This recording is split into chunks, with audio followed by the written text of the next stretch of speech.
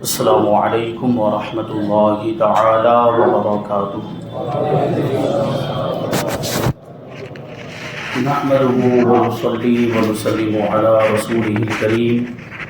اما بعد فاعوذ باللہ من الشیطان الرجیم بسم اللہ الرحمن الرحیم وعلى اللہ فلیتوکل المؤمنون صدق اللہ العظیم۔ آئیے ہم اور آپ سب سے پہلے حضور سرور کائنات، فخر موجودات، باعث تخلیق کائنات، احمد مجتبی محمد مصطفیٰ صلی اللہ علیہ وسلم کی مقدس بارگاہ میں درود و سلام کا ہدیہ پیش کریں اور پڑھیں اللہم صل علی سیدنا و مولانا محمد معدن الجود والکرم وآلہ الکرام وابنہ الکریم وبارک وسلم صلاۃ و سلاما علیک یا رسول اللہ صلی اللہ تعالی علیہ وسلم۔ عزیزان ملت اسلامیہ، گزشتہ جمعہ میں جنگ احد کا تذکرہ ہوا۔ ابتدائی واقعہ یعنی واقعے کا ابتدائی حصہ بیان کیا گیا۔ جنگ احد کہاں پر ہوئی، جنگ احد کا سبب کیا تھا اور جنگ احد کب ہوئی، اور کفار کی تیاریوں کے بارے میں بھی عرض کیا گیا۔ آگے کے واقعات انشاءاللہ تبارک و تعالی ہم جہاں تک وقت میں گنجائش ہوگی شامل کریں گے۔ کفار تو پوری تیاری کے ساتھ 12 شوال 3 ہجری بدھ کے دن ہی میدان احد میں پہنچ گئے تھے، اور احد پہاڑ کے قریب ان لوگوں نے پڑاؤ ڈال دیا تھا۔ مگر رسول اکرم صلی اللہ علیہ وسلم 14 شوال المکرم جمعہ کے دن جمعہ کی نماز پڑھانے کے بعد مدینہ منورہ سے روانہ ہوئے، اور وہ رات آپ نے بنو نجار میں گزاری۔ صبح فجر کے وقت احد میں پہنچے۔ فجر کا وقت تھا، اس لیے حضرت بلال حبشی رضی اللہ تعالی عنہ نے اذان دی، اور حضور پاک صلی اللہ علیہ وسلم نے نماز فجر پڑھا کر میدان جنگ میں صف بندی کرنا شروع کر دیا، مورچہ بندی شروع فرما دی، اور حضور پاک صلی اللہ علیہ وسلم نے لشکر کو ترتیب دینا شروع کیا۔ تو حضرت عکاشہ بن محصن رضی اللہ تعالی عنہ کو حضور نے لشکر اسلام کے میمنہ پر مقرر فرمایا۔ میمنہ مطلب لشکر کی داہنی جانب والا حصہ۔ وہاں پہ حضرت عکاشہ بن محصن کو افسر مقرر کیا، اور حضرت ابو سلمہ ابن عبد الاسد مخزومی کو لشکر اسلام کے میسرہ پر یعنی بائیں جانب والے حصے پر مقرر کیا۔ حضرت ابو عبیدہ ابن جراح اور حضرت سعد ابن ابی وقاص رضی اللہ تعالی عنہما کو حضور صلی اللہ علیہ وسلم نے لشکر اسلام کے مقدمہ یعنی آگے والے حصے پر مقرر کیا، اور حضرت مقداد ابن عمرو رضی اللہ تعالی عنہ کو ساقہ یعنی پیچھے والے حصے پر مقرر کیا۔ اور حضور پاک صلی اللہ علیہ وسلم نے یہ جبل احد کو، پہاڑ کو اپنی پشت پر رکھا، یعنی لشکر کو اس طریقے سے ترتیب دیا کہ احد پہاڑ یہ لشکر کی پشت پر آئے، اور کوہ عینین جو وادی قطات کے اندر واقع ہے، اس پہاڑ کو، کوہ عینین ایک پہاڑ ہے جس کو کوہ رومات بھی کہا جاتا ہے، اس پہاڑ کو اللہ کے رسول صلی اللہ علیہ وسلم نے اپنی بائیں جانب رکھا۔ لیکن لشکر کی پشت میں وہ پہاڑ کے بیچ میں ایک درہ تھا، یعنی ایک تنگ راستہ تھا جس میں سے گزر کر کفار کے مسلمانوں پر حملہ کرنے کا امکان تھا، یعنی ممکن ہے کہ پیچھے سے کفار آ کر اس راستے سے ہوتے ہوئے مسلمانوں پر آ کر حملہ کر دیں۔ اس لیے اللہ کے رسول صلی اللہ علیہ وسلم نے اس درے کی حفاظت کے لیے 50 تیر انداز صحابہ کرام کو وہاں اس درے پر، اس پہاڑ پر، اس چٹان پر مقرر کیا، اور ان کا امیر اور ان کا افسر حضرت عبداللہ ابن جبیر رضی اللہ تعالی عنہ کو بنایا۔ اور ان سارے 3 اندازوں کو، اس پورے دستے کو اللہ کے رسول صلی اللہ علیہ وسلم نے حکم دیا کہ ہم چاہے مغلوب ہوں یا غالب ہوں، یعنی ہم چاہے جیتے یا ہارے، آپ لوگوں کو یہاں سے ہٹنا نہیں جب تک کہ میرا آدمی تم تک پیغام لے کر نہیں پہنچ جاتا۔ اللہ کے رسول نے یہ حکم دیا تھا، اس بات کو آپ یاد رکھیں گے کہ اللہ کے رسول صلی اللہ علیہ وسلم نے یہ 50 تیر اندازوں کو کیا حکم دیا تھا کہ چاہے ہماری جیت ہو یا ہماری ہار ہو، تمہیں یہ جگہ چھوڑنی نہیں، یہاں سے ہٹنا نہیں ہے۔ لیکن بعد میں کیا ہوا؟ کیا وہ وہاں سے ہٹ گئے تھے یا وہاں پر ٹھہرے رہے تھے، اور اس کا نتیجہ کیا ہوا تھا وہ انشاءاللہ آگے آپ سماعت کریں گے۔ تو وہ تیر انداز اللہ کے رسول صلی اللہ علیہ وسلم نے ان کو وہاں پر مقرر کیا۔ اب دوسری جانب یہ کفار نے بھی تو اپنا لشکر باقاعدگی کے ساتھ اس کی تیاری شروع کر دی، انہوں نے بھی صف بندی کی، اور انہوں نے کیا کیا؟ کفار قریش نے اور مشرکین نے اپنے لشکر کے میمنہ پر خالد ابن ولید کو رکھا۔ خالد بن ولید اس وقت تک مسلمان نہیں ہوئے تھے، وہ کفار کے ساتھ مسلمانوں سے جنگ کرنے کے لیے آئے ہوئے تھے۔ تو انہوں نے خالد بن، اس وقت بھی ان کی شجاعت و بہادری بڑی مشہور تھی، جنگی تدابیر کے بڑے ماہر تھے، اس لیے ان کو کفار نے اپنے میمنہ پر رکھا اور اپنے میسرہ پر اکرمہ ابن ابو جہل کو رکھا۔ اور جو چند سواروں کی ایک ٹولی تھی، سواروں کا جو دستہ تھا، جن کے پاس گھوڑے یا اونٹ نہیں تھے، گھوڑے یا اونٹوں پر جو سوار تھے، ان کی کمان یہ صفوان ابن امیہ کے ہاتھ میں تھی، اور تیر اندازوں کا ایک دستہ الگ تھا، تیر اندازوں کی ایک ٹولی الگ تھی، جن کا سردار عبداللہ ابن ربیعہ کو بنایا گیا تھا، اور پورے لشکر کفار کا علم بردار طلحہ ابن ابو طلحہ کو بنایا گیا، جو قبیلہ بنو عبد الدار کا ایک آدمی تھا۔ اللہ کے رسول صلی اللہ علیہ وسلم نے جب دیکھا کہ کفار کے لشکر کا علم بردار بنو عبد الدار کا ایک شخص ہے، اس کا تعلق بنو عبد الدار سے ہے، اس لیے اللہ کے رسول صلی اللہ علیہ وسلم نے لشکر اسلام کا علم بردار، لشکر اسلام کا جھنڈا حضرت مصعب ابن عمیر رضی اللہ تعالیٰ عنہ کو عطا فرمایا، چونکہ حضرت مصعب ابن عمیر رضی اللہ تعالیٰ عنہ کا تعلق بھی قبیلہ بنو عبد الدار سے تھا، اس لیے اس کے مقابلے میں طلحہ ابن ابو طلحہ کے مقابلے میں اللہ کے رسول صلی اللہ علیہ وسلم نے لشکر اسلام کا جھنڈا حضرت مصعب ابن عمیر رضی اللہ تعالیٰ عنہ کو عطا فرمایا۔ تو یہ اس طریقے سے جنگ کی ساری تیاریاں ہو گئی۔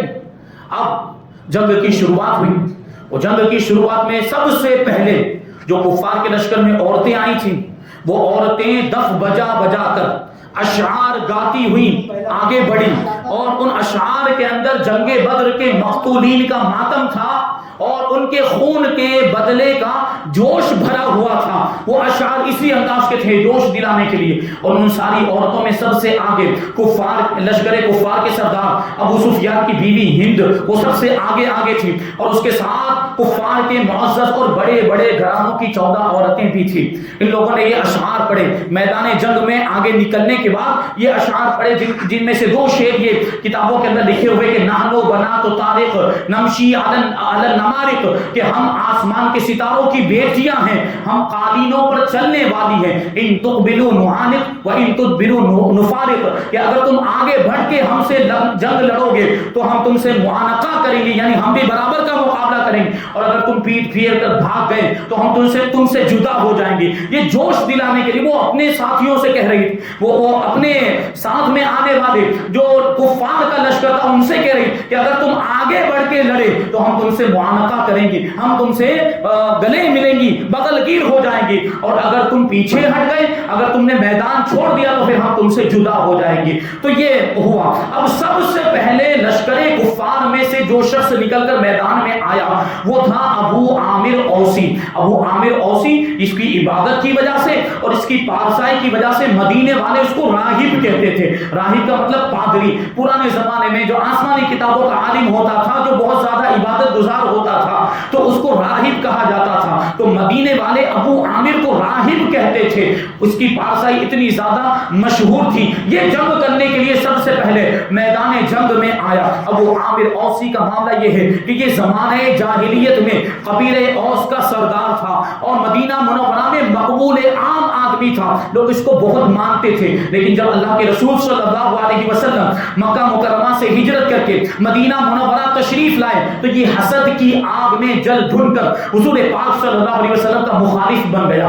حضور کا دشمن بن گیا، کیونکہ اس کو اس کی سرداری کا خطرہ نظر آنے لگا، اس کی سرداری کے چھین جانے کا اندیشہ ہونے لگا تھا، اس لیے کہ حضور کا مخالف ہو گیا تھا، حضور کا دشمن ہو گیا اور مدینہ منورہ چھوڑ کر مکہ چلا گیا تھا اور کفار کے ساتھ مل کر اس نے کفار کو حضور پاک صلی اللہ علیہ وسلم اور مسلمانوں پر حملہ کرنے کے لیے آمادہ کیا۔ اب جب یہ لشکر کے ساتھ آیا جنگ احد میں، میدان احد میں پہنچا تو اس کو اس بات پر بڑا بھروسہ تھا کہ میری قوم جب مجھے دیکھے گی، کیونکہ مجھے بہت مانتے، اس کو یہ گمان تھا کہ یہ انصار کے جو لوگ ہیں یہ مجھے بہت مانتے، مدینہ منورہ کے رہنے والے لوگ مجھے بہت مانتے، تو اس کو بڑا بھروسہ تھا کہ جب میری قوم کے لوگ مجھے دیکھیں گے تو معاذ اللہ محمد صلی اللہ علیہ وسلم کا ساتھ چھوڑ کے میرے ساتھ ہو جائیں گے۔ اس لیے جب یہ میدان میں آیا تو اس نے پکار کر کہا، بلند آواز سے کہا کہ اے انصار، کیا تم مجھے جانتے ہو؟ میں ابو عامر ہوں، میں ابو عامر اوسی ہوں۔ تو انصار نے بھی چلا کر جواب دیا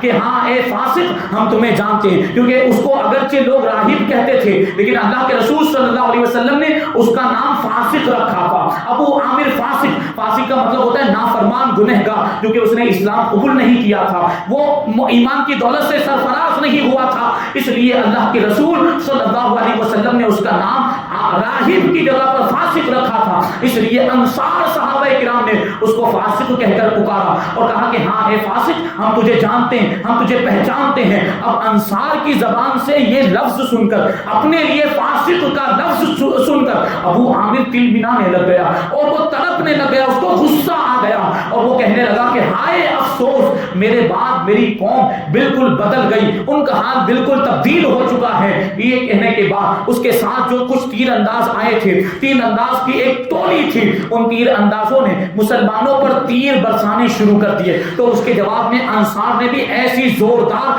سنگ باری کی اور اتنے انداز میں، زوردار انداز میں پتھر مارے کہ ابو عامر اپنے ساتھیوں کے ساتھ میدان چھوڑنے پر مجبور ہو گیا۔ یہ میدان چھوڑ کر بھاگ گئے، ابو عامر بھی اور اس کے ساتھ جو تیر انداز کی ٹولی تھی وہ سب میدان چھوڑ کر بھاگ گئے۔ اب کیا ہوا؟ اب جو لشکر کفار کا علم بردار تھا طلحہ ابن ابو طلحہ، وہ کفار کی صف سے نکل کر میدان میں آیا اور میدان میں آنے کے بعد کہنے لگا کہ اے مسلمانوں، کیا تم میں کوئی ایسا ہے جو مجھے قتل کر کے جہنم میں پہنچا دے یا میں خود میرے ہاتھ سے قتل ہو کر جنت میں پہنچ جائے؟ اس نے تانے کے طور پر یہ بات کہی تھی، کیونکہ مسلمانوں کا تو یہ عقیدہ تھا کہ جو کفار قتل ہو جائیں وہ جہنم میں جائیں گے اور جو مسلمان شہید ہو وہ جنت میں جائے گا۔ تو وہ اس کو جو ہے کہ طنز کے طور پر کہتا ہے کہ تم میں کون ہے ایسا جو مجھے قتل کر کے جہنم میں پہنچا دے یا خود میرے ہاتھ سے قتل ہو کر جنت میں پہنچ جائے؟ تو آپ کو معلوم ہے کس نے اس کا جواب دیا تھا؟ مولا کائنات شیر خدا علی مرتضی رضی اللہ تعالیٰ عنہ نے اس کا اس گھمنڈ والا جملہ سن کے ارشاد فرمایا کہ میں ہوں، اور اتنا ارشاد فرمانے کے بعد فاتح خیبر نے ذوالفقار سے ایسا وار کیا کہ اس کے سر کے 2 ٹکڑے ہو گئے، اس کا سر پھاڑ کے رکھ دیا، اب وہ زمین پہ تڑپنے لگ گیا۔ مولا کائنات رضی اللہ تعالیٰ عنہ اس سے منہ پھیر کر وہاں سے ہٹ گئے۔ تو لوگوں نے مولا کائنات سے کہا اے علی، آپ نے اس کا سر کیوں نہیں کاٹ لیا؟ یعنی سر پہ تلوار ماری جس کی وجہ سے اس کا سر پھٹ تو گیا تھا لیکن سر کو گردن سے جدا نہیں کیا گیا۔ تو مولا کائنات سے جب لوگوں نے پوچھا کہ آپ نے اس کا سر کاٹ کیوں نہیں لیا، تو مولا کائنات ارشاد فرماتے ہیں کہ جب وہ زمین پر گرا، وہ بے حیا جب زمین پر گرنے لگا تو اس کی شرمگاہ کھل گئی، اس کی شرمگاہ سے کپڑا ہٹ گیا تھا اور وہ مجھے قسم دے کر مجھ سے معافی مانگنے لگ گیا کہ مجھے چھوڑ دیجئے، مجھے معاف کر دیجئے۔ اس بے حیا کو بے ستر دیکھ کر مجھے شرم دامر گیر ہو گئی، مجھے حیا آئی، اس لیے میں وہاں سے ہٹ گیا اور میں نے اس سے منہ پھیر لیا۔ بہرحال آگے جنگ جاری، حضرت امیر حمزہ رضی اللہ تعالیٰ عنہ بھی میدان جنگ کے اندر اس طریقے سے کفار کی صفوں کو چیرتے ہوئے آگے بڑھتے جا رہے ہیں اور میدان جنگ کے اندر اب یہ طلحہ ابن ابو طلحہ تو مر چکا تھا، اب اس کا بھائی عثمان ابن ابو طلحہ یہ میدان میں آیا اور میدان میں آنے کے بعد اس نے یہ شعر پڑھا کہ ان علی اہل اللواء حقا ان یغضب اللواء او تندقا، کہ جو تلوار والے ہیں، جو میدان جنگ میں لڑنے والے ہیں، اور جو جھنڈا علم بردار علم لے کر آئے ہیں، تو علم برداروں پر لازم ہے، علم بردار پر فرض ہے کہ وہ اپنے نیزے کو دشمنوں کے خون سے رنگین کر دے یا پھر وہ نیزہ ٹکرا کر ٹوٹ جائے۔ یہ اس نے شعر پڑھا تھا اور مقابلے کے لیے اس نے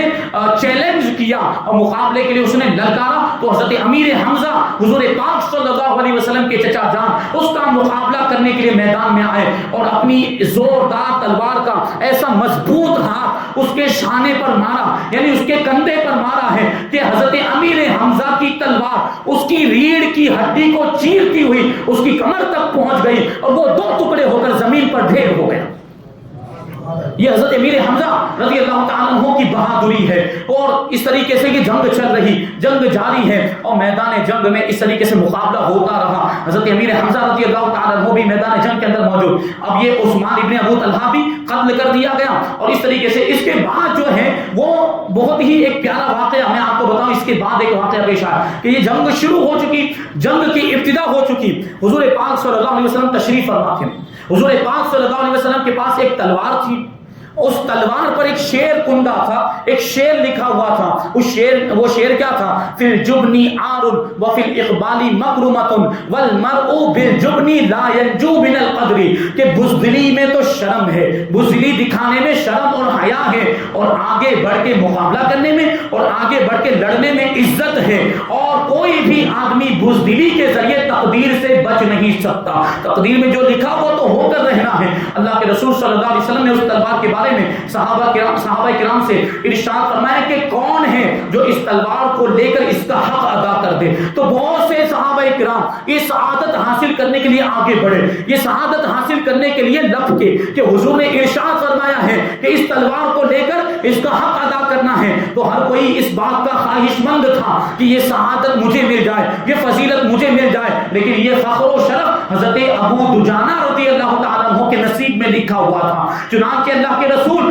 صلی اللہ علیہ وسلم نے وہ مبارک تلوار حضرت ابو دجانہ رضی اللہ تعالی عنہ کو عطا فرمائی۔ حضرت ابو دجانہ رضی اللہ تعالی عنہ وہ تلوار پا کر فرط مسرت میں بے خود اور مست ہو گئے، اور اللہ کے رسول صلی اللہ علیہ وسلم کی بارگاہ میں عرض کرتے ہیں، یا رسول اللہ صلی اللہ تعالی علیہ وسلم، اس تلوار کا حق کیا ہے؟ آپ نے جو یہ فرمایا کہ کون ہے جو اس تلوار کو لے کر اس کا حق ادا کر دے، تو میں اس کے حق کے بارے میں پوچھتا ہوں، یا رسول اللہ اس کا حق کیا ہے؟ تو اللہ کے رسول صلی اللہ علیہ وسلم نے ارشاد فرمایا کہ اس تلوار کا حق یہ ہے کہ تو اس سے کافروں کو قتل کرتا رہے یہاں تک کہ یہ تلوار ٹیڑھی ہو جائے، یعنی کافروں کو قتل کرتے کرتے اس کو اتنا زیادہ استعمال کیا جائے کہ کثرت استعمال کی وجہ سے یہ تلوار ٹیڑھی ہو جائے۔ تو حضرت ابو دجانہ رضی اللہ تعالی عنہ اللہ کے رسول صلی اللہ علیہ وسلم کی بارگاہ میں عرض کرتے ہیں کہ یا رسول اللہ صلی اللہ تعالی علیہ وسلم، میں اس تلوار کو اس کے حق کے ساتھ لیتا ہوں۔ اور اتنا کہنے کے بعد حضرت ابو دجانہ رضی اللہ تعالیٰ عنہ نے اپنے سر پر ایک سرخ رنگ کا رومال باندھا، ایک لال رنگ کا رومال باندھا، اور اکڑتے ہوئے اور سینہ تان کر اتراتے ہوئے وہ کفار کے لشکر میں گھس گئے، کیونکہ کفار کے سامنے اترانے کا حکم ہے، کفار کے سامنے سینہ تان کر جانے کا حکم ہے، تاکہ ہماری ہیبت ان کے اوپر طاری ہو جائے۔ تو حضرت ابو دجانہ اسی انداز میں سینہ تان کر اتراتے ہوئے کفار کے لشکر کے اندر گھس گئے، اور اب حضرت ابو دجانہ کی شان، حضرت ابو دجانہ رضی اللہ تعالیٰ عنہ دشمنوں کی صفوں کو چیرتے جا رہے ہیں اور تلوار چلاتے ہوئے آگے بڑھتے جا رہے ہیں کہ اچانک کیا دیکھا کہ ابو سفیان کی بیوی ہند سامنے آ گئی۔ حضرت ابو دجانہ نے یہ چاہا کہ اس کو بھی تلوار مار دیں اور تلوار سے اس کو بھی قتل کر دیں، لیکن فوراً خیال آیا کہ یہ میرے ہاتھ میں جو تلوار ہے یہ اللہ کے رسول صلی اللہ علیہ وسلم کی تلوار ہے، اور حضور کی تلوار کو یہ زیبا نہیں دیتا کہ وہ کسی عورت کا سر کاٹے۔ یہ سوچ کر آپ نے ہندا کو چھوڑ دیا، اس کو قتل نہیں کیا۔ اس کے بعد عام جنگ شروع ہو گئی، اور عام طور پر حضرت علی بھی میدان جنگ میں آ گئے، حضرت امیر حمزہ بھی میدان جنگ میں آ گئے، اور کفار کا قتل عام شروع کر دیا۔ حضرت امیر حمزہ رضی اللہ تعالیٰ عنہ میدان جنگ میں تلوار چلا رہے تھے، جوش جہاد میں آپ کے ہاتھ میں دو دستی تلوار تھی، وہ دو دستی تلوار چلاتے جا رہے تھے اور دشمنوں کے سر قلم ہوتے جا رہے تھے۔ اسی درمیان میں یہ سبا غبشانی نام کا ایک کافر حضرت امیر حمزہ رضی اللہ تعالیٰ عنہ کے سامنے آیا، تو حضرت امیر حمزہ رضی اللہ تعالیٰ عنہ نے اس کو للکار کر ارشاد فرمایا، اے عورتوں کا ختنہ کرنے والی عورت کے بیٹے، کہاں بھاگ رہا ہے؟ ٹھہر جا، ابھی تجھے بتاتا ہوں تو اللہ اور اس کے رسول سے مقابلہ کرنے کے لیے آیا ہے، اللہ اور اس کے رسول سے جنگ کرنے کے لیے میدان میں آیا ہے۔ اتنا کہنے کے بعد حضرت امیر حمزہ نے اس پر ایسا تلوار کا وار کیا کہ وہ دو ٹکڑے ہو کر زمین پر ڈھیر ہو گیا۔ یہ حضرت امیر حمزہ کی شجاعت و بہادری، لیکن یہ حضور پاک صلی اللہ علیہ وسلم کے پیارے چچا جان اسی جنگ میں شہید بھی ہوئے۔ اس سے پہلے والے بیان میں آپ نے سنا تھا کہ عبداللہ جبیر ابن مطعم کا ایک غلام تھا جس کا نام تھا وحشی بن حرب، تو جبیر ابن مطعم نے بھی اس سے وعدہ کیا تھا، اور ابو سفیان کی بیوی ہندا نے بھی اس سے وعدہ کیا تھا کہ اگر تو نے امیر حمزہ کو قتل کر دیا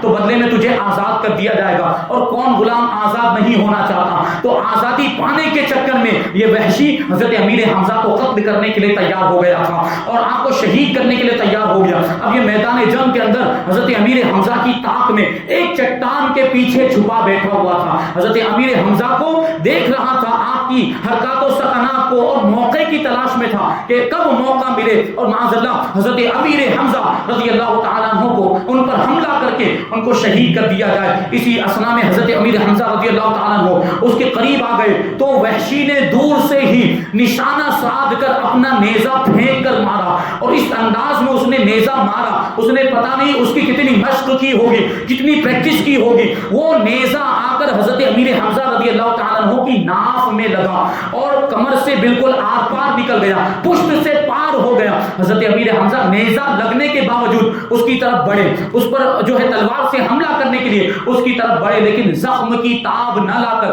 آپ جو ہے گھوڑے سے نیچے گر گئے اور شہادت کا جام نوش فرما لیا۔ حضرت امیر حمزہ رضی اللہ تعالیٰ عنہ کی اس طریقے سے شہادت ہو گئی۔ اس کے بعد اور بھی بہت سارے واقعات ہیں کہ مسلمانوں کا پلہ بھاری ہوا، کفار میدان چھوڑ کر بھاگنے لگ گئے۔ حضرت حنظلہ رضی اللہ تعالیٰ عنہ کی شہادت، یہ صحابی رسول ہیں جن کو غسیل ملائکہ کہا جاتا ہے، یعنی وہ صحابی جن کو فرشتوں نے غسل دیا۔ تو فرشتوں نے غسل دیا تو اس کے پیچھے کا واقعہ کیا ہے، پھر جنگ کا پانسا کیسے پلٹا؟ اللہ کے رسول صلی اللہ علیہ وسلم نے جو 50 تیر اندازوں کو وہ پہاڑ کی چٹان پر مقرر کیا تھا، تو کیا وہ وہاں پر ٹھہرے رہے یا وہاں سے ان لوگوں نے جگہ کو چھوڑ دیا تھا؟ اس کے نتیجے میں کیا ہوا؟ وہ ساری باتیں انشاءاللہ تبارک و تعالیٰ پھر کبھی موقع ملا تو بیان کی جائیں گی۔ اللہ تبارک و تعالیٰ کی بارگاہ میں دعا ہے کہ جو کچھ بھی بیان ہوا اس پر ہم سب کو عمل کرنے کی توفیق عطا فرمائے، اور اسلام کے لیے جذبہ ایثار اور قربانی ہم سب کے دلوں میں پیدا فرمائے، اور صحابہ کرام جیسا جذبہ جہاد، مجاہدین اسلام جیسا جذبہ جہاد ہم سب کے دلوں میں بھی پیدا فرمائے۔ ہمیں اسلام سے محبت کرنے اور اسلام کے لیے اپنا سب کچھ قربان کرنے کی توفیق عطا فرمائے۔ وما علینا الا البلاغ۔